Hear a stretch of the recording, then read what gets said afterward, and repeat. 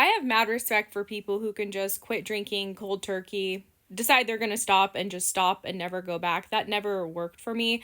I tried to quit drinking literally dozens of times over the course of a 10-year period, and I'd make it a couple of days, couple weeks, or months, and eventually I would return to drinking again, really just because the compulsion to drink, the mental obsession, the craving would become so overwhelming that I would have to give into it eventually. I felt crazy. I didn't know why this was. I thought, why can't I just have the willpower? I really want to quit. Why can't I just quit for good? But again, those thoughts and cravings would just overwhelm me, and I would eventually say screw it and just give in to the urge to drink. I now know that there's actually a well-researched phenomenon, which is called the alcohol deprivation effect, which is exactly what was happening to me. Essentially, what this phenomenon shows is that for people who are addicted to alcohol, when they quit drinking, because they're addicted, their brain actually goes into a deprivation period. It's called the alcohol deprivation effect. And when that happens, the brain actually ends up wanting to drink more because it thinks that it needs the alcohol to survive, essentially. And so when we're deprived of anything, what happens is that our craving for it will increase. Like if we're really, really thirsty, all we're going to do is think about water. If we're really hungry, all we're going to do is think about food. So something similar happens when we're addicted to alcohol and we just stop drinking cold turkey. Our brain goes into deprivation mode and we start thinking about drinking, obsessing on it, craving it. And for a lot of us, eventually just giving into it because the urge becomes so overwhelming.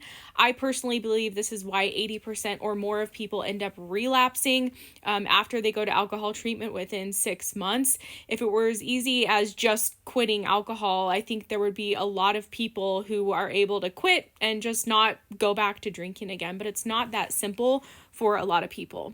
And it honestly leads us to feeling like we're crazy because a lot of us, when we try to quit drinking, we sincerely mean it. We sincerely want to. We're sincerely trying, but we only have so much willpower, and eventually that burns out, and a lot of us can give in to that urge to drink, and it just keeps us stuck in this cycle of drinking and then quitting drinking and then relapsing again, and we just start to hate ourselves, to be honest.